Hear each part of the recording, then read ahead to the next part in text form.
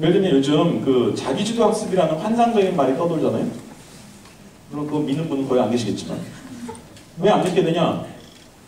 안 되거든요. 애한테 자기주도 학습 시키려고 했더니 안 되거든요. 근데 이게 왜 안 되는지 아세요? 원래 자기주도 학습이 초등학생은 안 되게 돼 있는 거예요. 제가 이 개념을 추적을 해봤어요. 이 개념을 누가 만들었나? 교육학 중에서도 평생교육 분야에서 만든 개념이에요. 평생교육이 뭔지 아시죠? 성인 대상 교육입니다. 즉 이것은 성인들 보고 하라고 권유하는 거예요. 자기주도 학습은. 근데 성인들이 해봐도 이거 어려워요. 여러분 혹시 해보셨어요? 성인이 돼서 해봐도 어려운 건데 이 자기주도 학습은. 초등학생 이걸 어떻게 해요? 이 자기주도 학습의 핵심적인 능력이 뭐냐면 자기 진단 능력이에요. 이거 별거 아니에요. 자기가 뭘 모르는지를 아는 겁니다.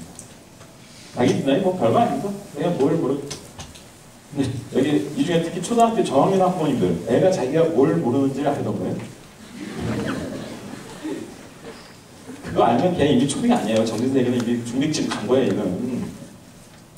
대부분의 초등학생들은 특히 저학년이 되면 자기 공부한 걸 되돌아보도 아무것도 안 보여요. 자기가 뭘 모르는지 아는지 분간이 안 됩니다.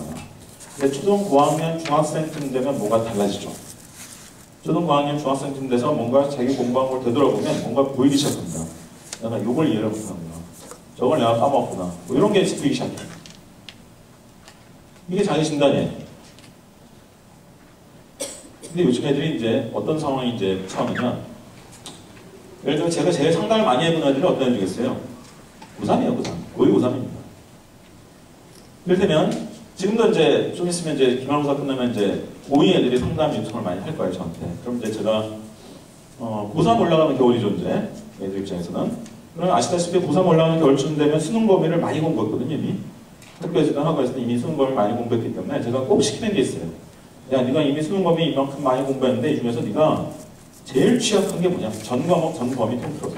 두 번째로 취약한 게 뭐냐? 세 번째로 그러니까 자신 없는 것을 순서를 매겨보라고 해요. 그럼 애들이 좀 뭐 생각도 해보고 뭐 이것저것 책도 들춰보고 이게 나와야 되거든요. 1순위 저는 영어의 가정법만 보면 헷갈려 죽겠습니다. 2순위 저는 뭐 수학의 확률 통계 개념부터 이해가 안 됩니다. 3순위 저는 뭐 어디에 뭐가 있고 4순위, 5순위, 6순위. 이게 뭐예요? 이게 자기 진단이잖아요. 그렇죠? 근데 이걸 해보라 그러면 세상에 못 적는 애들이 그렇게 많아요. 전 세계에서 제일 오래 공부하기를 11년 동안 해온 뒤끝이 그거예요. 결과가. 자기가 뭐가 자신 없는지도 몰라요. 뭘 못하는지도 모릅니다. 그러면 그런 상황에서 한번 생각해 보세요. 아니 그러니까 제 얘기가 무슨지 얘기를 잘 이해하셔야 돼요. 예를 들어 1순위 영어의 가정법 헷갈려 죽겠다. 뭐 학원 다니라 이거예요. 아니면 뭐 인터넷 강의를 듣던가 가해설한테 부탁하던가 그거 제가 뭐라는 거 아니에요.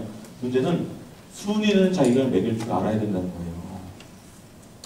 왜 이 순위를 자기가 매길 줄 알아야 될까요? 너무 뻔한 얘기죠? 여러분 자기가 뭘 모르는지를 남이 더 잘할까요? 아니면 자기가 더 잘할까요? 그렇죠. 물론 하루아침에 되진 않아요. 자 오늘부터 자기 진단 시작 해서 땡 되진 않아요. 절대로 그렇게는 안 되고요. 하지만 일정 정도 연습을 하면 어느 시점부터는 남이 진단하는 것보다 자기가 진단하는 게 더 정확해지거든요. 하면 할수록 더 정교해지거든요. 그래서 여러분 뭐 뉴스 보면 가끔 그런 얘기 나오잖아요. 모 대학의 무슨 교수가 정명한 교수가 무슨 연구를 해봤더니 같은 시간 동안 학원 다니는 애들보다 자기주도 학습하는 애들이 더 수능도 더 높고 저그런데더라고요. 그런 우리나라 엄마들 하나도 안 믿지만 근데 그런 연구들 나오거든요. 그러면 그 연구하는 사람이 거짓말로 연구한 걸까? 거짓말은 아니에요. 제가 보기엔 그게 거짓말이 아닌 단 하나의 이유가 뭐냐면 진단의 정확도의 문제예요. 자기 진단은 연습할수록 점점 더 정확해지고 정교해지거든요. 그래서 효율이 올라가는 거예요. 이걸 못하는 애들이 많아요. 이 연습을 언제 해야 될까요? 초등 고학년에서 중학교 정도 연령대예요. 그때 너무 쫄지 말고 중간고사, 기말고사 몇 점 받았냐 너무 일희일비하지 말고 이 연습을 꾸준히 해야 돼요. 모든 과목 다 때려치고 학원 다 때려치자 이런 얘기를 하는 건 아니에요. 그래도 영수가 있다. 제일 중요한 과목 두 과목 영수라고 치잖아요. 그 중에 적어도 한 과목을 해볼 수 있죠. 우리는 외고 가려고 그러는데 그러면 수학을 해보든가. 우리는 뭐 과학 가려고 그러는데 그러면 뭐 영어를 해보든가. 어차피 그 내신 안 들어가니까. 그럴 수 있죠. 하는 거 되게 쉬워요. 저희 첫째는 영어학원은 다녀요. 근데 그것도 또 거부권을 행사해서 1년 동안 끊었어요. 그러니까 이 거부권을 주면요, 확실히 이제 좀 기준이 달라지는 게 유명한 데를 안 찾아다닙니다. 절대로 유명한 데를 안 찾아다니고 이 아이한테 맞을 만한 데를 찾아다녀요. 그 값이 뭐 싸든 비싸든 무슨 평판이 좋든 나쁘든 그걸 따지는 게 아니라 이 아이한테 맞는 게 뭐냐. 2년 동안 제가 이제 막 뭐 집에서 조금씩 뭐 이렇게 인터넷으로 같이 하는 뭐 영어 프로그램이 있어요. 그런 걸 조금씩 같이 하다가 뭐 딴 데를 소개시켰더니 한번 다녀보더니 거기 괜찮다는 거죠.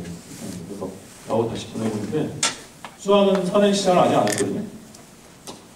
그러면 지난 겨울방학 때 뭐 했냐? 지난 5학년 수학학년 올라가는 겨울방학 때 이제 수학 선행을 안 했으니까 뭘 했냐면 수학을 이제 5학년 수학을 복습을 했어요. 5학년 수학을 복습을 어떻게 했을까? 별거 아니에요.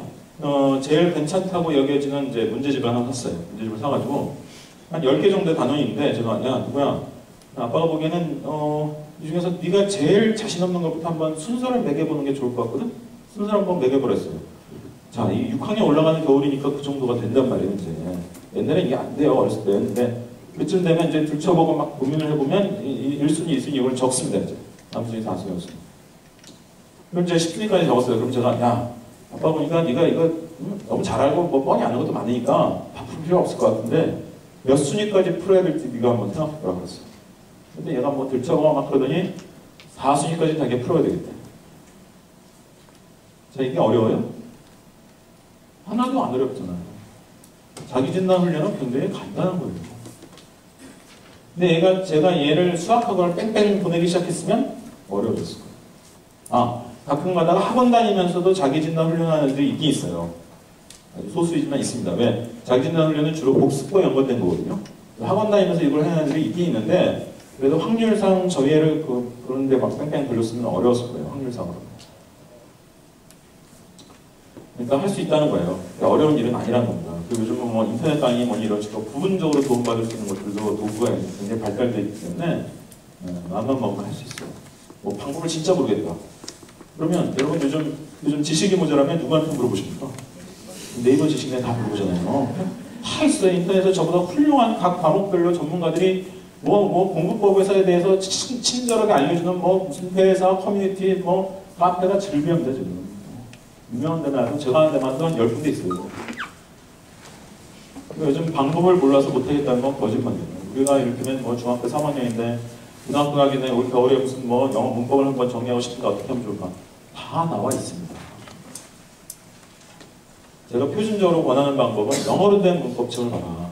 영어로 된 문법책을 그게 이제 뭐 유명한 거 있어요. 뭐 Grammar in Use나 뭐 Basic Grammar in Use 뭐 이런 게 있는데 뭐 인터넷 검색하면 다 나와요. 영어로 된 문법책 뭐가 좋습니까? 다 나옵니다. 그래서 이제 그 커뮤니티 카페 이런 데 들어가 보면 뭐 내가 이걸 이용해 보니까 이런 걸 주의해야 되고 이걸 먼저 하는 게 좋을 것 같고 다 나옵니다. 그러니까 아까 말씀드렸잖아요. 모티베이션이 제일 중요한 거지. 요즘은 방법은 인터넷에 다 나와 있습니다. 그러니까 이 사교육이 나쁘다는 말을 우리가 잘 이해해야 됩니다. 사교육이 나쁘다는 말을 도덕적으로 이게 옳다 그르다를 따기 시작하면 우리나라에서 답이 안 나옵니다. 근데 기능적으로는 확실히 문제가 있습니다. 기능적으로. 첫 번째 문제는 뭐냐? 첫 번째는 여러분의 노상을 기반을 약화시킨다는 겁니다. 아닌가요? 그럼 원래 다 적금 들어야 하는 건데. 네? 그런 거잖아요. 두 번째, 학습 표현을 낮출 수도 있습니다. 뭐 사격반으로 다 이상해지는 거 아닙니다. 그런 거 아니에요. 잘 이용하면 괜찮은 것들도 많이 있어요. 그런데 아까 말씀드린 두 가지 함정에 의외로 많이 빠져요. 초등학교 때 이미 집중력을 잃어버리는 애들이 많아요. 백약이 뭐예요? 나중에 두고 보세요. 두 번째, 자기진단 훈련을 일정 수준 해야 돼요. 초등 고학년에서 중학교 정도 연령 때. 그래야 장기적으로 입시 공부도 얘가 잘하는 거예요. 아까 말씀드렸잖아요. 자기가 뭐가 자신 없고 뭐가 급한 건지를 따지지 못하는 애가 입시 공부를 어떻게 효율적으로 하겠어요? 불가능한 거예요. 그래서 이 두 가지 함정에 의외로 애들이 많이 빠진다. 이건 좀 주의하시라는 겁니다. 요즘 선행학습 필요가 들고 있죠. 첫 번째, 수능이 쉬워졌습니다. 올해는 너무 쉬워서 탈인데 사실 쉬운 수능이라는 것은 5, 6년 동안 계속 되고 있는 기조입니다. 이명박 정부 이후에 EBS 반영 많이 해라, 수능을 각 과목별로 1% 정도 만점자가 되게 해라 이런 정책을 계속 펴가지고 정부가 전체 사교육을 줄이지 못했는데 수능 사교육은 줄였어요. 사교육을 좀 자세하게 들여다보면 수능 사교육은 정부가 줄이는 데 성공했거든요.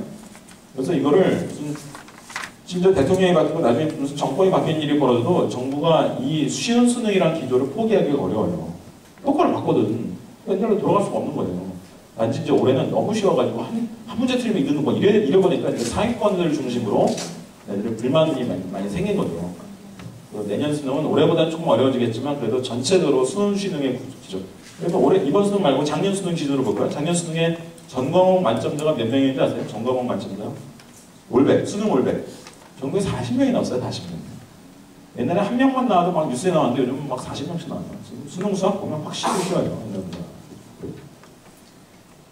그리고 수능의 절대평가가 시작됐어요. 올해 9월부터 국사가 다시 보니까 공통 필수가 되는데 이게 이제 상당히 부담스러운 과목이다 보니까 정부가 수능 역사상 최초로 9등급 절대평가를 한다라고 발표했습니다. 올해 중3, 올해 9월부터죠. 그리고 뒤에서 올해 중3부터는 영어가 절대평가가 됩니다. 그 다음 순서는 뭘까요? 수학이겠죠? 선생님, 그 절대평가 그거 이상한 거 아니에요? 이상한 게 뭐가 있어요? 서구 선진국의 대학 입시는 100% 절대평가예요. 상대평가한 나라가 없어요, 이상은. 그렇다면 유럽은 대학 입시가 다 논술형이거든요. 얘들은 객관식 문제가 없어요, 대학 입시에. 뭐 프랑스, 독일, 영국 이런데 객관식 문제 한 문제도 없어요. 다 논술형이에요. 근데 예를 들어 이 문항이 10점짜리 문항이다. 그럼 다 부분 점수가 있어요. 이 정도 수준의 서술이 있으면 몇 점, 무슨 내용이 들어가면 몇 점, 이런 문제 오류가 있으면 몇 점 깎아라. 다 있습니다, 이게. 그러니까 당연히 절대평가죠. 그 지침에 의해서 점수를 주는 거니까. 우리는 수능과 유사한 오지선다 시험을 보는 나라가 미국입니다. 미국이 이제 SAT라는 유명한 오지선다 시험 있죠. 근데 미국은 이게 절대평가인데다가 표준어를 잘 시켜서 여러 번 볼 수 있게 만들어놨어요. 토익 시험 비슷한 거예요. SAT도 과목이 되게 많거든요. 선택 과목이 20가지나 있어요. 필수 과목 따가지고 선택 과목 20가지 중에 내가 매달 며칠날 무슨 과목 보겠다 미리 신청을 해놔요. 나가서 그냥 보는 거예요. 근데 만약 그날따라 내가 컨디션이 안 좋아서 배가 아파서 시험을 망쳤다. 걱정할 필요가 없죠. 왜? 다음 달에 또 보면 되거든요. 3번 봐도 되고요. 작년이나 재작년에 미리 봐도 돼요. 미국 대부분의 대학이 2년간 또는 3년간의 SAT 성적을 다 유효한 것으로 봐줍니다. 그래서 미국의 이 고등학교에서 그 문제집을 못 풀어주잖아요. 미국 고등학교에서는 SAT 문제집을 안 풀어줘요. 왜? 애들 다 제각기 다 보고 있고 작년에 미리 본 놈 9번 본 놈, 3번 본 놈 다 있는데 학교에서 어떻게 문제집을 풀어줘요? 못 풀어주는 거예요. 걔네들은 입시 공부를 학교에서 안 해요. 고등학교에서. 유럽은 차라리 입시 공부를 해요. 고등학교에서. 근데 유럽은 다른 게 뭐냐면 그 입시가 논술형이에요. 이 생각 써봐라 이런 게 되게 많아요. 그러니까 서구 선진국 중에서 고등학교에서 객관식 문제집을 푸는 나라는 없어요. 그 나라는 서구 선진국 중에는 아무도 없습니다. 얘기 약간 옆으로 했는데 다 절대평가입니다. 물론 이제 절대평가 우리나라는 이제 점수죠. SAT는 점수가 나오는데 우리나라는 등급만 나오면 절대평가라고 하거든요. 그러면 변별력이 없지 않냐 뭐 이런 얘기가 나오는데 그거 다 만들 수 있어요. 그러니까 동점자 처리가 문제거든요. 변별력 문제는 결국 동점자 처리 문제예요. 동점자 중에 어떻게 줄을 세울까 이거는 방법이 너무나 여러 가지 있어요. 그렇게 걱정할 필요가 없는 거예요. 그래서 수학을 절대평가하는 게 언제 도입될지 제가 장담은 못해요. 장담은 못하지만 제가 보기엔 시간 문제다. 국사, 그 다음에 영어, 그 다음은 뭐 당연히 시간이에요. 세 번째, 성향습금지법이라고 알고 계신 거 있죠? 그 안 꼽는 찐빵이라는 건 아시죠? 네. 근데 사실 안 꼽는 찐빵이긴 한데 좀 중요한 게 들어있긴 들어있어요. 사실 이 법의 이름이 정확한 이름이 성향습금지법이 아닙니다. 공교육 정상화 축복층과 선행교육 규제를 위한 특별법이에요. 이게 특별법이에요. 세월호 특별법처럼 특별법입니다. 특별법은 굉장히 강력한 거예요. 다른 모든 법에 우선해서 적용하게 되는 거예요. 아까 인사하신 그 홍일화 의원님 같은 경우에 뭐 국회에서 의정활동 하셔서 잘 아시겠지만 일반인들은 이런 걸 잘 모르더라고요. 특별법은요, 다른 모든 법에서 이거 안 된다 해도 특별법에서 이거 된다 하면 되는 거예요.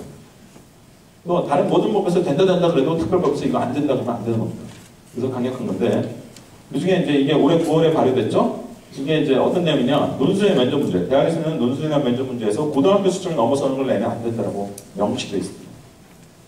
그래서 올해는 첫 해라서 좀 혼란이 있긴 있겠지만 올해 내년 지나면서 논술이 하향 안정화될 겁니다. 왜? 지금 논술 문제는요. 대학 교수도 이거 못 풀겠는데 이런 문제들이 꽤 섞여 나온단 말이에요. 여기까지 그랬어요. 근데 벌써 올해 논술 이 수준이 딱 떨어졌습니다. 법에 딱 이렇게 나오니까 그리고 이 법을 어기면 정부가 그 대학에 돈 주는 걸 줄일 수 있게 돼 있습니다. 대학 입장에서 정부에서 주는 걸 몇 억만 주고도 벌벌 떠는데 돈 줄이겠다 이러니까 대학들이 지금 막 그렇게 하는 거예요. 그래서 지금 논술이나 면접, 논술을 전략적으로 노리는 애들이 좀 늘 거예요. 왜 옛날에는 저렇게 높은 수준이 않아 내가 엉망이든지 저거 어떻게 하냐 이랬는데 이제 지금 어느 정도 이렇게 수준이 좀 안정화가 되면 나도 좀 해볼 수 있겠네 이런 애들이 점점 늘고. 그리고 두 번째로 이 법에 학교 밖에서 받은 성적표 상자 있죠. 사실 학교 밖에서 내가 무슨 토플 시험을 받았는데 몇 점 받았다 성적표라든지 뭐 전국 물리 올림피아드 경시대에서 무슨 상 받았다 상장을 특목고에 못 내게 됐죠. 특목고에서는 학교 밖에서 받은 성적표 상장을 못 내게 됐는데 대학에는 낼 수 있었어요. 대학에는 별첨자료 형식으로 낼 수 있었습니다. 별첨자료 형식으로 그런 성적표 상장 사본을 내고 심지어 자기소개서에 쓸 수 있게 돼 있었어요. 근데 올해부터 법으로 이걸 금지했습니다. 이 법은요 여야 합의로 통과한 거예요. 그리고 이 법의 주요 내용이 박근혜 대통령의 대선 공약집에 나와 있어요. 이게 저는 이 대선 공약집을 다 읽어봤어요. 저는 나와 있습니다. 이 내용이. 그리고 여야 합의로 통과시킨 특별법이기 때문에 이건 오래 갈 겁니다. 이거는 대통령 바뀐다고 바뀌는 게 아니라는 거예요. 이거는 과거의 모든 대입에 대한 규제는 행정규제였어요. 행정규제는요 대통령만 심지어 장관만 바뀌어도 바뀔 수는 없다. 근데 이거는 이 법, 더구나 특별법을 여야 합의로 통과시킨 거라서 오래 갈 거예요. 그리고 마지막으로 성취평가제, 중학교 평가인데요. 작년 중3까지는 중학교 성적표에 석차가 나와 있었어요. 언제 써먹냐? 뭐 대구 같은 경우 고교 평준화 지역이지만 예를 들어 내가 외고로 가겠다. 그럼 영어 내신 성적이 이제 성적표가 거기로 가거든요. 지원을 하면. 예를 들면 내가 이제 한 학년이 250명인데 그 중에서 영어 뭐 무슨 학교에 몇 등을 했다. 이거 딱 나오니까. 근데 이 석차가 바로 내신 성적이 되는 게 아니에요. 석차가 바로 내신 되는 게 아니라 이걸 등급으로 바꿔요. 우리나라 등급 기준은 내신하고 수능이 똑같아요. 4%까지 1등급이에요. 쭉 줄 세워서 11%가 2등급, 23%가 3등급 뭐 이런 식으로 해서 9등까지 매기는데 근데 만약에 문제가 되는 경우 이런 경우에 만약에 우리 학교에서 이제 영어 시험을 봤는데 중간고사, 기말고사 모두 만점 받은 애들이 있을 수 있어요. 그렇죠? 자, 중간, 기말을 모두 만점 받은 애들이 만약에 1등급 기준인 4%를 넘으면 어떻게 될까요? 나중에는 8% 넘을 때 문제가 되는데 초기에는 4%만 넘으면 어떤 문제가 되냐면 만점자가 4%를 넘으면 만점자가 모두 2등급을 받게 돼 있었습니다. 좀 이상하죠? 불합리한데? 그래도 그렇지 어떻게 1등급이 한 명도 없어? 8등급 돼? 저도 서울시교육청에서 근무하면서 이게 좀 이상하다고 생각해서 이걸 바꿔보려고 별짓을 했는데 이게 교육부 규칙으로 제정돼서 내려오면요 교육청에서 손도 못 대게 돼 있습니다.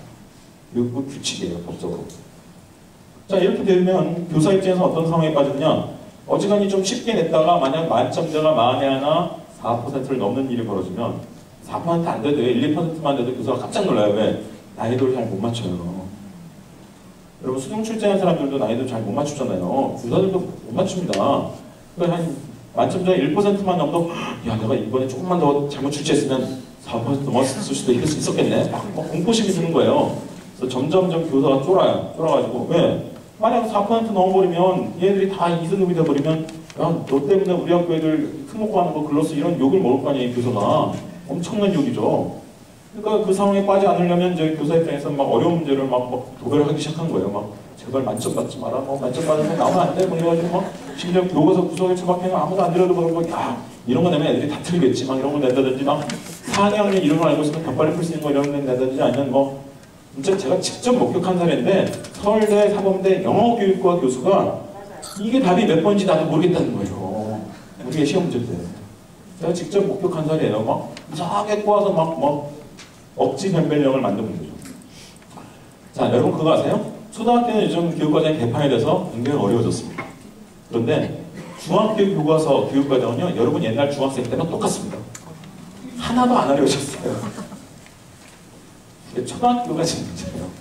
중학교 교육과정 옛날하고 수준이 똑같은데, 물론 영어를 요즘 일찍 시작하니까 좀 달라진 거지, 영어만. 똑같아요. 그런데 시험만 어려워진 거예요.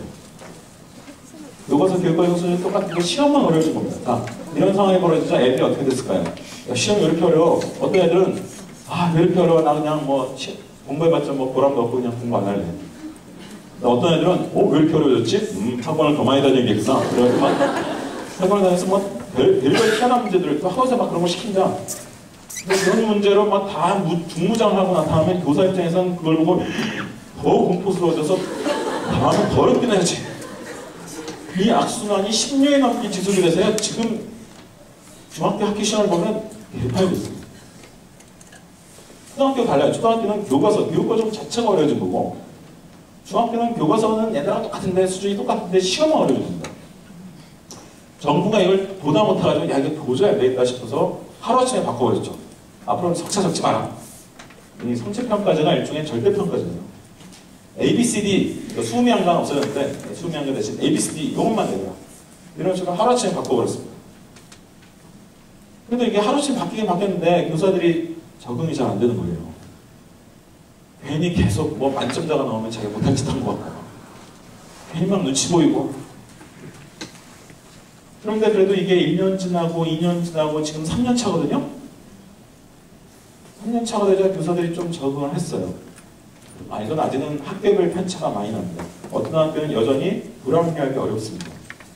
예전처럼. 어떤 학교는 상당히 난이도가 떨어졌어요. 난이도 떨어진 게 이게 문제가 아니고 이게 정상화된 문제예요. 이게 그 비정상의 정상화예요. 비교하는 거. 박근혜 대통령이 얘기했는데. 그래서 아직은 학교별 편차가 있기 때문에 제가 뭉뚱그려서 말하기엔 좀 조심스럽습니다만 상당수 중학교에서 평가 수준이 정상화가 됐습니다. 자, 보세요. 그러면 전체적으로 선행학습 필요가 줄었죠? 학원 설명에서는 이런 얘기 절대로 안 해주죠? 왜? 여기 연기활동에 방해가 되는 얘기를 뭐하러 줄게요? 제가 객관적인 시각에서 보면 분명히 선행학습 필요가 줄었습니다. 그렇다고 제가 뭐 선행학습이 전혀 불필요해졌다든가 의미가 없어졌다고 생각하는 사람은 아닙니다. 저도 대입 전문가인데. 일단 영어는 뭐가 문제냐면 실제로 그 서울대 영어교육과의 이병민 교수라는 분이 있어요. 이분이 올해 초에 굉장히 중요한 연구를 하나 냈는데 그게 뭐냐면 우리나라 공교육 영어 수준을 수치로 나타냈어요. 이게 미국에 있는 프로그램인데 어떤 영어의 수준을 수치화시키는 프로그램이 있어요. 그걸 가지고 그래프를 그린 거예요. 우리나라 공교육 영어 수준이 초등학교 때 완만하게 올라가다가 중2 무렵에 급상승한다는 거예요, 이게. 그래서 고등학교가 되면 다시 완만해진대요, 이게. 공교육 영어 난이도가 이런 식으로 급상승하는 구간이 있으면 어떤 일이 벌어지겠어요? 선행학습을 좀 했거나 아니면 좀 뭐랄까 좀 그 어학적 재능이 뛰어나고 이런 애들은 잘 넘어갈 겁니다. 근데 문제는 그렇지 않은 애들은 여기서 막 걸려 넘어지고 이제 막 버벅거리고 이른바 영포자가 되고 이제 이런 애들이 이제 나오겠죠. 수학은 뭐가 문제냐? 수학은 고등학교 수학이 문제입니다. 아주 고질적인 문제인데 고등학교 수학이 지나치게 양이 많아요. 지나치게 자세한 걸 많이 가르치고 양도 많습니다. 특히 이과가 아주 심합니다. 문과 그래도 좀 나은 편인데 이과가 아주 심해요, 지금. 그래서 제가 이과로 갈 가능성이 높은 학생들한테는 고등학교 1학년 들어가는 순간에 1년 정도의 선행이 돼 있는 것을 권유합니다. 문과는 좀 다를 수도 있는데 이과로 갈 가능성이 높다면 네가 고등학교 3월 막 들어가는 순간쯤에 1년 정도의 선행이 돼 있는 것을 권장한다. 이렇게 얘기해요. 그럼 사람들이 반문을 해요. 선생님, 그럴까요? 그냥 2년 선행, 3년 선행하면 더 좋잖아요. 2년, 3년 선행하면요, 다 까먹습니다. 애들이 무슨 수학은 안 까먹을 것 같습니까? 기억력이 무슨 뭐 대단한 줄 아세요, 애들이? 다 까먹어요. 선생님, 저기 옆집 사는 누구에는요, 뭐 2년, 3년 선행해도 그거 다 잘 이해하고 적용하고 그러던데요? 그런 애들을 우리가 두 글자로 영재라고 부릅니다. 항상 영재 옆집 애지 우리 집에는 아니잖아요. 저희 집에가 수학 영재인 것 같았으면요, 제가 진작 선행시켰어요. 영재는 그게 돼요, 그게. 그리고 그래도 아무 문제 없어요. 근데 제가 저희 첫째를 보기에는 얘는 명확한 수학 비영재거든요. 수학 영재도 아닌 애를 뭐 영재 비슷하게 키우면 영재 될 줄 아세요? 진짜 그렇게 믿으십니까?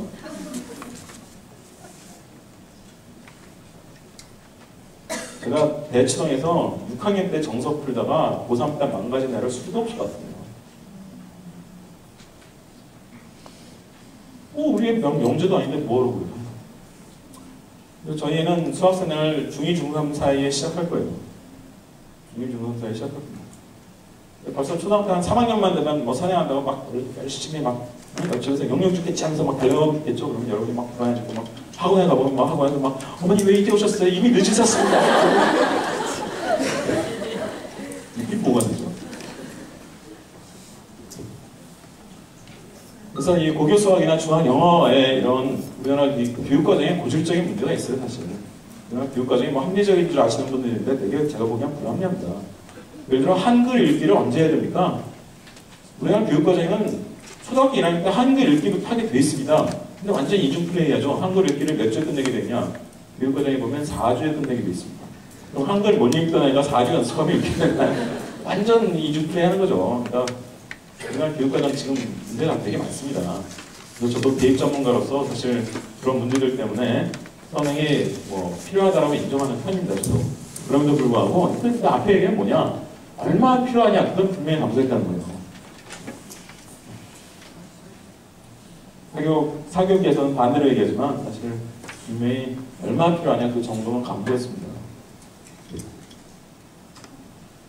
이 사진이 왜 나오냐? 이게 대성공양인데 대성공양. 근데 이게 오늘 2부로 저 다음에 또 이쪽에 전문성을 가진 선생님께서 나오셔서 이제 대입 전형에 대해서 자세히 설명해 주실 거라 제가 대충만 빠른 속도로 말씀드리면 너무 복잡하니까 네 가지로 단순화한다는 게 이것도 대성공약집에 나와 있습니다. 대성공약집에. 그래서 이제 이게 정시죠. 지금 정시는 논술도 안 보고 내신도 안 봐요. 아예 그냥 수능 점수만 봐요. 그래서 이게 지금 전체 정원의 몇 퍼센트냐? 3분의 1쯤 돼요. 나머지 3분의 2가 수시예요. 2, 3, 4번. 그건 논술로 가는 거고 3번은 이 교과 성적이 내신 성적이거든요. 내신 성적. 이 비교과는 그냥 기본만 하면 돼요. 여기서 비교과는 좀 기본적인 걸 하면 되는 거 수준이고 근데 이제 4번이 많이 들어보셨겠지만 교과 성적, 즉 내신 성적과 비교과 활동을 적당히 버무려가지고 두루두루 보고 뽑자. 뭐 이런 전형입니다. 근데 여기에 이제 학생부 이외 자료, 학생부에 특히 학교 밖에서 받은 성적표 상장을 첨부 자료 형식으로 제출하고 자기소개서에 쓰고 이런 게 가능했는데 올해부터 이걸 법적으로 금지한 거죠. 규제하면서 3번은 학생부 교과전형, 4번은 학생부 종합전형이라는 식으로 명칭을 정리했습니다. 그래서 지금 현재 고2, 고3의 경우에는 과도기로 봐서 완벽하게 정리가 안 돼 있습니다. 현재 고2, 고3은. 뭐 지정난 건 무슨 적성검사니 뭐 이상한 거 막 섞여 있어야죠.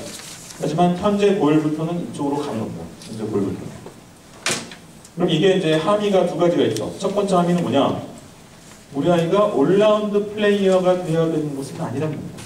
사교육업계에서는 애가 마치 올라운드 플레이어가 되어야 되는 것 같은 인식을 심어주려고 노력하는데 엄밀하게 보면 제도는 거꾸로 간 겁니다. 그걸 다 잘라놓은 거예요. 이것도 잘하고 저것도 잘하고 그것도 잘해야 되는 것은 아니라는 거죠. 두 번째 함의가 있습니다. 그러면 슬슬 궁금해지겠죠. 우리 애는 1번이 맞을까, 2번이 맞을까, 3번이 맞을까, 4번이 맞을까. 이거는 뭐 그냥 대충만 보겠습니다. 뭐 오늘 정할 필요 없으니까 집에 가서 한번 보세요. 논술에 맞는 애들은 엄마한테 잘 따주고 이런 애들이고. 아니 왜 웃으세요? 따지는 게 재능이에요. 아니, 진짜 확실히 잘 따지는 애들이 논술을 잘해요. 실제로 보면. 아무나 그거 못해요. 이게 재능이라는 걸 이해하셔야 돼요. 그거는. 그래서 여러분이 헷갈리시는 이유는 그 우기는 거하고 따지는 걸 구분을 못해서 그런 거예요. 우기는 건 재능 아니에요. 우기는 건 그냥 애가 못된 거예요. 그냥 그거.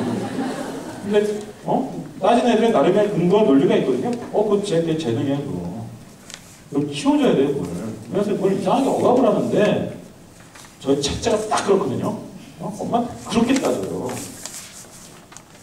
엄마가 맨날 막 가슴 치면서 막 속상하면 제가 야 저게 재능이야. 이 석사장관 전형 이제 이거는 두 가지가 필요합니다. 일단 자발성이 있어야 돼요. 뭐 아무리 사교육으로 바르고 별짓을 다 해도 자발성 없는 애는 절대로 안 되거든요.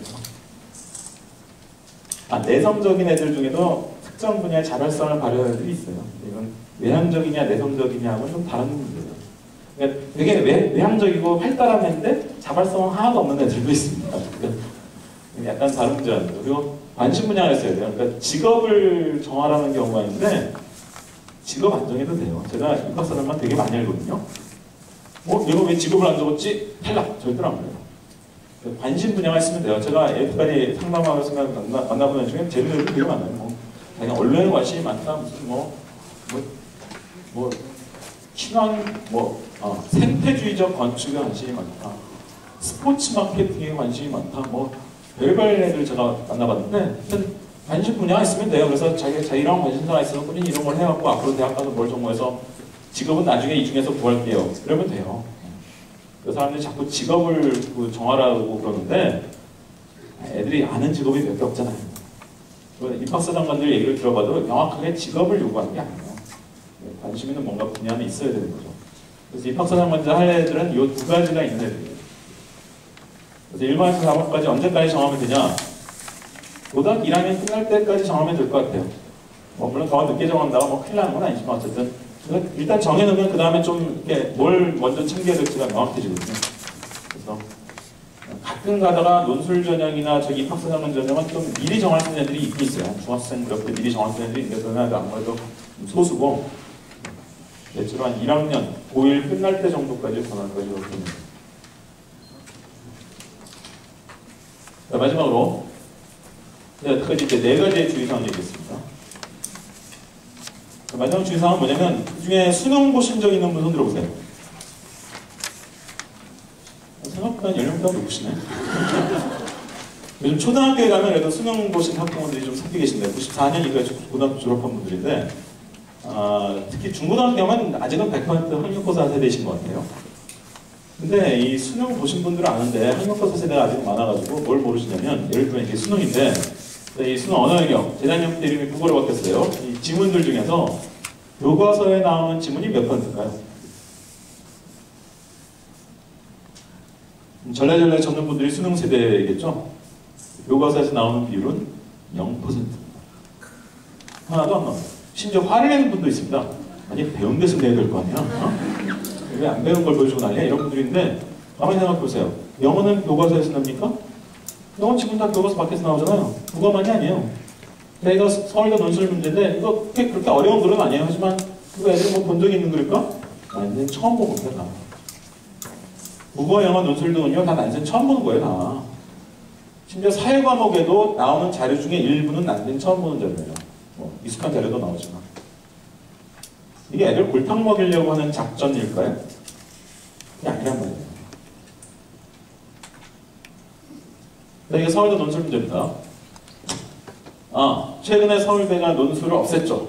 서울대만 없앴어요. 다른 학교는 지구대학은 논술이 다 있는데 수시에 서울대만 지금 논술을 없앴습니다. 하지만 이게 논술 없어지기 바로 전에 서울대 논술 문제인데 가를 거 뭐뭐에 관한 저자의 생각을 기술하셔. 자, 이거 정답이 있을까요? 없을까요? 없죠. 네 생각 쓰라고 했습니까? 네 생각 쓰는 게 아니죠? 이 가가 뭐냐? 이게 난생 처음 본 거예요. 이게 지금 난생 처음 본 거를 봤겠지만 일정 수준의 독해력이 있다면 이걸 이해하고 요약할 수 있을 거라. 요지를 요약하라는 얘기입니다. 멋진 정답 있죠? 이게 바로 수능형 문제예요. 이게 수능이에요. 이거 어떻게 수능이야? 수능 오주선다인데 수능에서 이렇게 됩니다. 다음 주 윗글의 요지로 적합한 것은 무엇인가? 1, 2, 3, 4, 5 이렇게 돼요.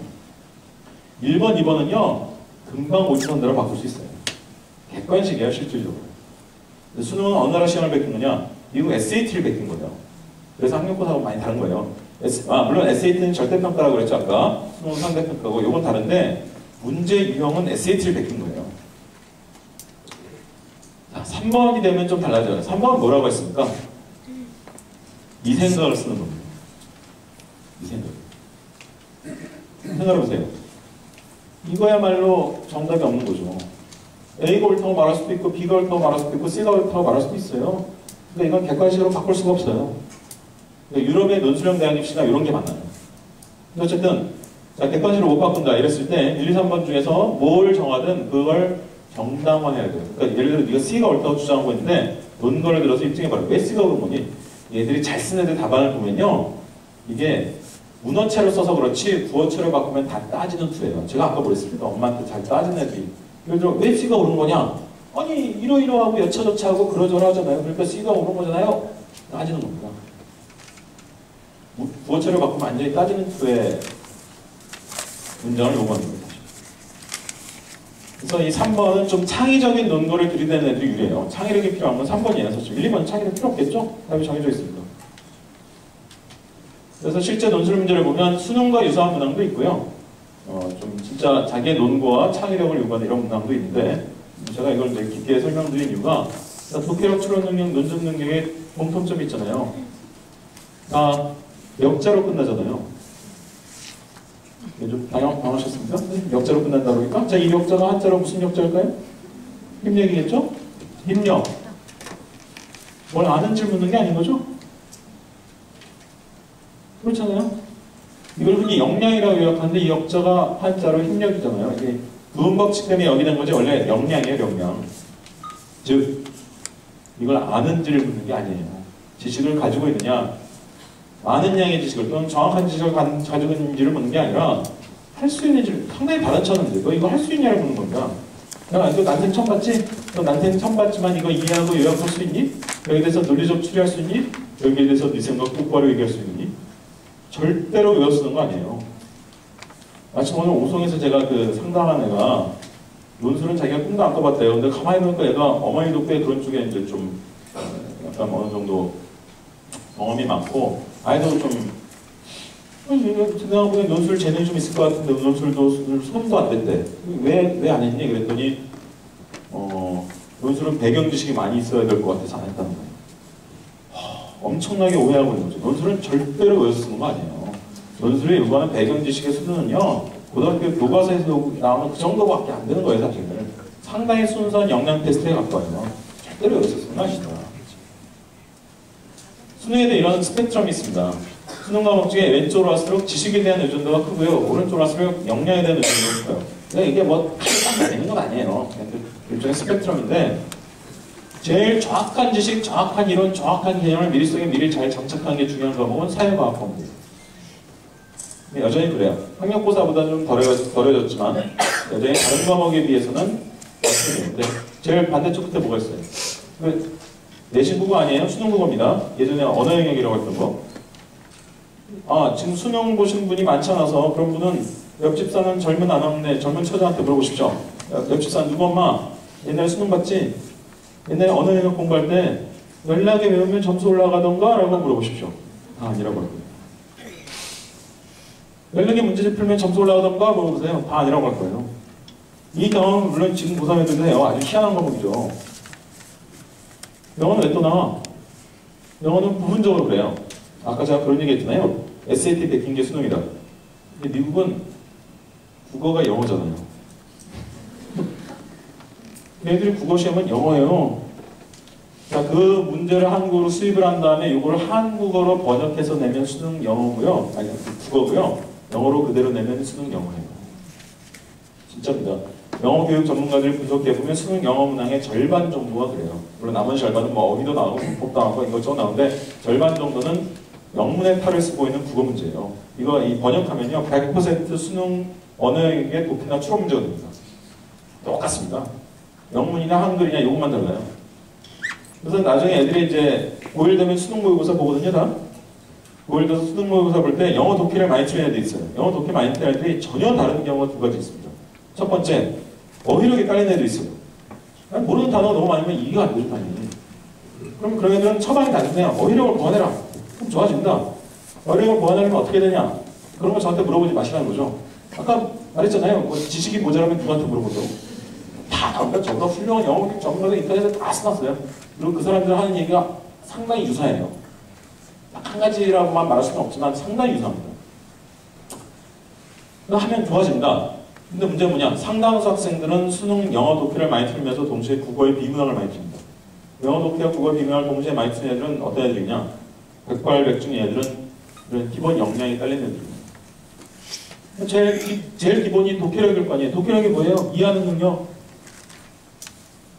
일단 이해가 돼요. 그 다음에 뭘 구워먹든 삶아먹든 할 거 아니에요. 근데 여러분 한글로 된 글을 읽으면 다 이해가 되시나요? 그걸 영어로 번역해 놓으면 이해가 또 잘 될까요? 무슨 얘기를 하는지 이해가 되시죠? 그 차원의 문제를 겪는 애들이 되게 많아요. 얘네들은 나중에 좋아지면 국어, 영어가 동시에 좋아져요. 안 좋아지면 계속 둘 다 안 좋아하고.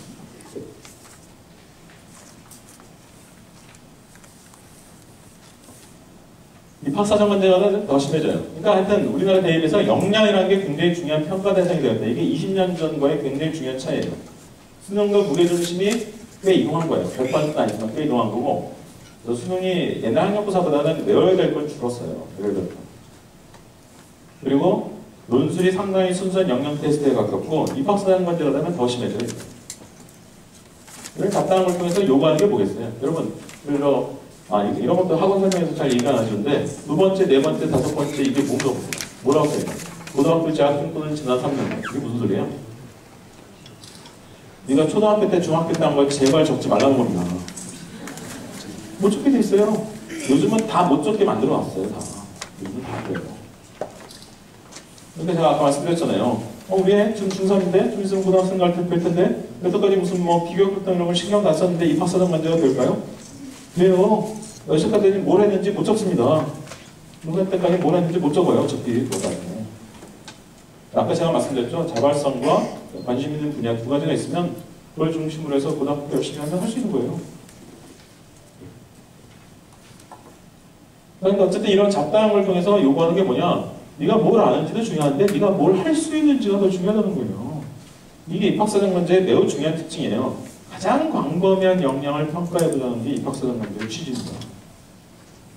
자, 아까 우리가 봤던 독해력 추론 능력 이런 건 뭐예요? 독해력 추론 능력은 시험 점수를 좀 드러나요. 시험 보면 어느 정도 드러나는 겁니다. 그런데 시험 점수로 안 드러나는 역량이 있어요. 너의 리더십, 너의 팀워크 능력, 너의 적극성 이런 건 도대체 시험 점수로 하나도 안 나오는 거잖아요. 근데 사실 이게 더 중요할 수도 있는 거잖아요. 입학사정 문제가 이런 것까지 들여다보는 제도입니다. 입학사정 문제가 단점도 많아요. 저도 이걸 그렇게 지지하는 편은 아니에요. 사실 미국에서는 하는 제도지 사실 영국에서 조금 하고 대부분의 선진국에서는 비교과를 안 봅니다. 대안에서 비교과를 안 봐요. 사실 따지고 보면 이것도 단점이 되게 많은 제도인데 나름 장점도 있다는 거예요. 가장 핵심적인 장점이 가장 광범위한 영역을 평가하는 제도라고요. 이게 이제 전체적으로 어떻게 된 거냐면 이게 미국식으로 가면 이렇게 된 거예요. 자, 아까 말씀드렸죠? 수능도 미국 SAT를 봤던 거예요. 입학사정관제쯤 되면 완전 이거 미국 제도입니다. 미국이 아주 특수한 제도예요, 이게. 그래서 우리나라 대학 입시가 미국을 벤치마킹하면서 점점점 그쪽에 닮아가면서 다양한 역량을 요구한 쪽으로 진화를 한 거예요. 자, 근데 대학 입시는 미국화됐는데 학교 교육이 미국화됐네? 학교 교육은 어느 나라식이냐? 일본식이에요. 이 미국식이 좋냐, 일본식이 좋냐는 얘기를 하자는 게 아니야. 어느 쪽이 더 좋고 나쁘고를 얘기하자는 게 아니라 이게 서로 악유가 잘 안 맞는다는 거예요. 그러니까 좁은 시험 범위를 딱 정해놓고 그걸 막 달달달달 외우듯이 해가지고 시험 점수를 받는 게 이게 대학에서 요구하는 역량이나 사회에서 요구하는 역량과 무슨 연관이 있는지에 대해서 굉장히 중요한 퀘스천 마크가 지금 있는 거예요. 그래서 저희 집은 약간 좀 극단적으로 접근하는데 저희 집은 너무 극단적일 수도 있어요. 저희 첫째, 둘째 지금 6학년, 4학년 되도록 수학을 빼놓고는요. 문제집을 한 번도 안 풀어봤어요. 당신네 집에는 뭐 천재라서 계속 100점 맞아오니까 그렇지 않냐? 아닙니다. 저희 첫째가 2학년 때 수학을 60점을 받아온 적도 있어요. 그리고 저희 셋째는요. 지금 1학년인데 벌써 수학을 40점을 받아와요. 그러면 강남에서 애가 2학년, 1학년인데 벌써 40점, 60점 받아오면 옆집 엄마가 더 못 견뎌요. 어쩌고저쩌고. 아니 왜 얘를 방치하냐고. 뺑뺑 돌려야지. 그런데 생각해보세요. 문제를 푼다는 게 뭐예요? 문제를 푼다는 거는 좀 비유적으로 표현하면 이 그릇에 물이 얼마나 담기냐 테스트를 해보는 거예요. 오늘도 테스트 해봤어요. 이 그릇에 물이 얼마나 담기지? 내일도 테스트 해봤어요. 얼마나 담기지? 이런 거 많이 한다고 해서 그릇의 사이즈가 커집니까? 저희 첫째, 둘째 다 학년 올라가면서 점점 점수가 좋아졌어요. 집에서 한 건 뭐냐? 집에서는 뭐 책 읽어주고 뭐 이런 거밖에 없어요. 애들 아빠를 해보세요. 자기 전에 10분만 읽어주려고 하세요. 책. 저희 좀 만화책도 읽어줘요. 지도도 봤다가 보감도 봤다가 막. 애가 골라온 거 내가 보는 거 오늘 뭐 읽다가 너무 길면 뭐 접어놓고 내일 읽어줄게 하고 이제 내일 술 마시고 늦게 들어가면 이제 모레 읽어주고 이제 막. 그런 거 한 거밖에 없어요. 그리고 그게 그릇을 키우는 데는 훨씬 도움이 되죠.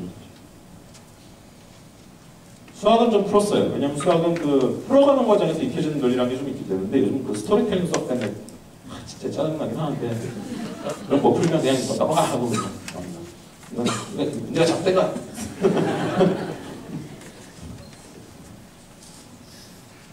학습에 대한 지침도 두 가지로 지식도 나름 중요해요. 자기 진단에 근거한 복습이 제일 중요한 거다. 누구를 빼고? 영재를 빼고. 영재가 아니라면 이게 가장 표준적인 방법이라는 거예요. 근데 요즘 애들이 뭐 복습도 애들이 뭐라고 생각하는지 아세요? 복습도 학원에서 시켜준다고 생각해요. 학원에서 자 오늘부터 복습입니다. 그러면 아 이게 복습이구나 애들이 생각해요. 역량을 키우려면 어떻게 해야 돼요? 이런 거 많이 할 수밖에 없어요. 이런 거 많이 할 수밖에 없습니다.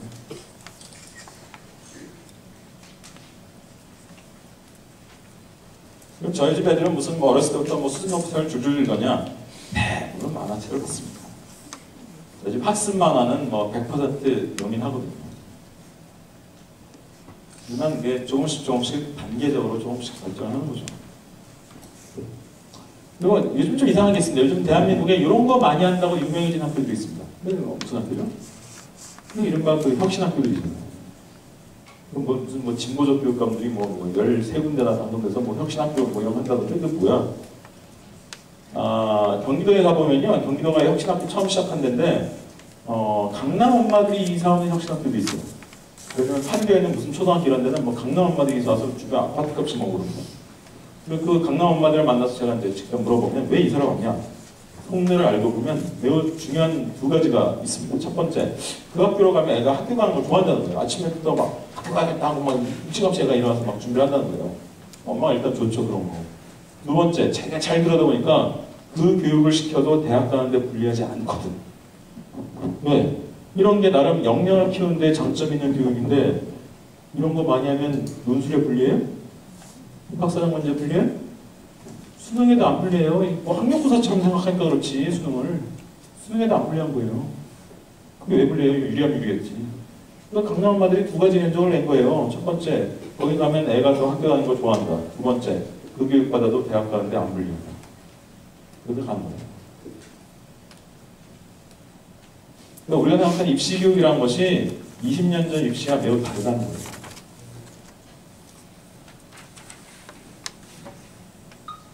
한국 교육 시스템이 좀 바뀌는 것 같긴 해요. 첫 번째로 추격성장 시대가 끝났다는 얘기를 다 합니다. 집에 들어가시면 그 인터넷 검색창에 정용진 강연이라고 쳐보세요. 정용진 강연. 요즘 인터넷 동영상에 다 떠있어요. 정용진 씨가 누군지 아시죠? 모르시나? 옛날 고현정 남편. 신세계 그룹 부회장. 지금은 둘째 부인이랑 잘 살고 있던데. 근데 이 정용진 씨가 이제 재벌이 세안이에요. 근데 언젠가 회장이 되겠죠. 근데 이 사람이 이제 올해 5월인가에 강연을 했어요. 4월인가 5월에. 이게 유명해진 동영상입니다. 한번 보세요. 근데 이 사람이 어떤 얘기를 하냐면 자기가 신입사원들한테 질문을 했더니 얘들이 화장실 똑같은 데다가 한다는 거예요. 깜짝 놀랐다는 거예요. 섬찟하죠. 왜? 옛날에 우리나라 기업이 정답이 있었거든요. 쉽게 얘기해서 삼성은 소니 따라하면 되는 거, 무슨 현대자동차는 도요타 따라하면 되는 거지 이런 게 있었는데 요즘은 따라했다가 소송당해요. 자기도 정답 없어요, 이제. 전 세계 업계에서 1, 2, 3등 이런 거 하고 있으면요, 100기는 신용만 해도 소송이고요. 남들이 안 해본 거야, 이제. 자기도 정답 없거든? 아무리 대단한 그 그룹의 후계자 같아도 자기도 뾰족한 정답 없어요. 그런데 신입사원들한테 질문해보니까 다 똑같은 대답을 한단 말이야. 섬찟하죠. 근데 이 사람이 무슨 얘기를 하는지 아세요? 동영상을 보시면 아시겠지만, 인문학 공부를 하네요. 갑자기 얼어 죽을 인문학이야? 인문학의 기본 정신이 비판 정신이거든요. 비판 정신이 뭐예요? 그러니까 우리가 비판을 너무 거창하게 생각해서 그런 거지, 남들과는 상식과는 다르게 보는 게 비판이에요. 통념과는 다르게 생각하는 게 비판입니다. 그래서 창의력하고 겹치는 거죠. 상식대로 통념대로 살면 그 창의적인 게 아닌 거지. 이거. 그래서 비판 능력과 창의력이 좀 겹치는 거거든요. 그럼 자기는 그런 신입사원 필요하다는 거예요. 자기는. 내가 그 강연 보면서 야, 우리나라 재벌이사가 저런 얘기를 다 하다니 우리나라 산업이 거기까지 간 거예요, 지금. 어디까지? 남들이 안 해본 일을 해야 되는 이제 이 수준까지 간 거예요. 느끼면 소송당하는 이런 상황으로 간 겁니다. 그러니까 우리나라 기존의 교육 시스템이 우리나라 산업에 맞는 애들을 만들어내고 있냐? 아니라는 거예요. 지금 우리나라 산업은 이미 거기까지 갔다는 거예요. 두 번째, 입학사정 문제 요즘 고등학교를 중심으로 꽤 변화를 일으키고 있어요. 이게 이제 서울 수도권과 지방의 차이인데 지방으로 갈수록 이 적응 속도가 느려요. 제가 심지어 작년에 어떤 경험을 했냐면 서울에 있는 모 고등학교에서 혁신학교도 아니에요. 그냥 일반 고등학교인데 저한테 전화가 왔어요. 다음 달에 무슨 명사초청 특강을 하는데 와서 강연을 해달래요. 근데 놀랍게도 강연해달라는 섭외 전화를 누가 했냐면 고등학교 2학년짜리가 하는 거예요. 그래서 내가 그 다음 달에 이제 직접 강연하러 갔는데 여기보다 훨씬 큰 강연장에 애들이 막 바글바글 있어요. 막 몇백 명 있는데 제가 장례 정리를 학생들이 해요. 그런데 사회를 학생이 봐요. 선생님은 얼씬도 안 해요. 저 뒤에서 구경만 하고 있어요. 막. 아니, 왜 그런 걸 물어보세요? 고등학생은 다 할 수 있잖아요. 아니, 옛날에 고등학생들은 독립운동도 했어요. 아니, 맞잖아요. 근데 고등학생 독립운동도 하고 뭐 그 나이에 시집장가도 갔죠. 그러니까 우리가 애 취급을 하면 대학생 돼도 애예요, 얘는. 애 취급하지 마세요. 그리고 집에 돌아가시면 자기 방 청소하고 설거지도 하라고 그러세요. 아까 제가 채용 얘기나 이 얘기 할까 말까 하나도 안 했는데 요즘 신입사원 별로 안 뽑아요. 경력직으로 채용해요. 점점 늘어요. 아니면 신입사원을 뽑아도 인턴을 통해서 뽑아요. 예를 들어 여러분이 기업의 과장이라고 생각해보세요. 인턴 10명 들어왔어요. 3개월 뒤에 내가 점수를 줘서 3명 뽑아야 돼. 어떤 애가 제일 유리할까요? 시험을 아주 잘 보는 애들일까요? 아니면 집에서 엄마랑 같이 설거지랑 청소를 같이 한 애들일까요? 생각해 보시라니까요. 속여? 3개월간 자기 태도를 속일 수 있을 것 같아요? 3개월간? 면접 30분이면 몰라도? 애가 잘 된다고 싶으면요, 집에 가서 애 청소하고 설거지부터 시키라니까요. 애 취급하면 계속 애인 거예요. 그러면 걔한테 권한을 주고 책임을 맡기고 그랬을 때 애가 어른이 되는 거예요. 제가 보기에는 우리나라 이 젊은 세대가 집단적으로 애예요. 그렇게 만들어 놓은 게 기성세대예요. 무슨 얘기가 말하냐? 그래서 제가 이게 어찌된 일인가 이제 연유를 물어보니까 학교에서 무슨 옛날에는 고등학교에서 학생활동을 하면 되게 배관시인데 이제 학생활동도 더 열심히 하라고 그러고 막 별별 거 다 학생활동, 동아리활동 더 열심히 하라고 권장하는 정도가 아니라 학교에서 지원도 해주고요. 돈도 줄게요. 그래서 원래 애들이 독서토론 동아리래요. 근데 이제 학교에서 지원금도 주는데 우리도 지원금 신청을 해보자 해서 신청을 했는데 그 내용이 뭐였냐면 좋은 책의 저자를 한 달에 한 번씩 불러가지고 강연을 듣겠습니다. 그때 학교에서 그걸 채택해줘서 한 번 행사를 할 때마다 30만 원씩 주겠다고 했다는 거예요. 그래서 저한테 전화할 때부터 저기 30만 원을 드릴 수 있습니다. 섭외 전화를 애가 하는 걸 보고 제가 이건 진짜구나 라고 직감했는데 실제로 내 방을 들여다보니 사실이었습니다. 그러니까 모든 애들이 입학사정관제 준비를 하는 건 아니에요, 물론. 하지만 어쨌든 그런 기회를 학교에서 줘야 애들이 그런 경험도 해보고 그러면서 거기 자기소개서에 의미 있는 얘기도 쓸거리가 생기고 이런 거 아니에요. 그래서 이 입학사정관제는 고등학교마다 편차가 커요. 어떤 고등학교는 진짜 고리타분하고 하나도 안 바뀌는 학교도 있어요. 어떤 고등학교는 진짜 많이 바뀌어요. 그리고 이게 서울과 지방 차이가 명백해요. 지방으로 갈수록 이걸 못 따라가요. 정보는 없냐? 서울의 강남 학부모들 무슨 뭐 엄청난 고급 정보를 이상한 파이프라인을 통해서 듣는 줄 아세요? 다 인터넷 검색해요. 정보는 이미 다 공개되어 있어요. 근데 적응의 속도는 확실히 서울 수도권과 지방의 차이가 있는 것 같아요. 그리고 요즘 뭐 혁신학교 그러면 도대체 뭐야? 혁신학교에 가보면요, 선생님들이 회의를 해요. 뒤에서. 선생님, 우리 학교, 우리 반에 담임 선생님도 맨날 회의할 텐데요? 교무회 이런 거 맨날 할 텐데요? 한번 물어보세요. 교무회에서 한마디 하는데 몇 년 걸린다고? 제가 진짜 많이 물어봤는데, 교무회에서 한마디 하는데 대부분 10년 이상 걸렸다고 해요. 시켜서 보고하는 거 몇 마디 하는 거 빼고 뭐 어떤 분이 20년 걸렸다고 해요. 문의만 회의예요, 그거. 다 지시상 전달이에요. 근데 혁신학교는 거꾸로 한 거예요. 지시를 아무것도 안 해요. 특히 경기도가 되게 심한데 혁신학교는 이런 걸 해야 된다. 이런 걸 하나도 지시를 안 해요. 알아서 잘해봐. 신청서 쓰는 것부터 아무 양식이 없어. 니들이 알아서 해봐. 그러면 회의를 해야 되잖아요. 그렇잖아요. 우리나라 이 학교 역사예요. 교사들이 무슨 애들을 잘 돌보고 잘 이렇게 한번 해보자라고 회의를 해본 역사가 거의 없어요. 혁신학교가 이제 거꾸로 한 거예요. 근데 그래서 편차도 생겨요. 혁신학교가 좀 회의에다가 심지어 막 싸움도 나고 회의를 해봤어요, 도대체. 그래서 무늬만 혁신학교도 생기고, 근데 어떤 학교는 또 아까 말씀드린 주변 아파트값이 오른다니까 진짜. 그럼 뭐야? 너무 회의가 잘 되는 거야. 막 궁합이 잘 맞아가지고. 그런 데는 뭐 진짜 아주 유명한 혁신학교가 돼요.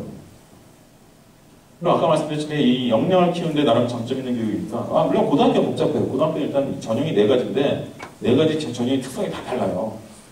그래서 이게 나한테 이게 맞는지 학교에서 또 이런 걸 준비를 제대로 해준지 케이스 바이 케이스로 다 맞춰봐야 되니까 고등학교는 되게 복잡해요.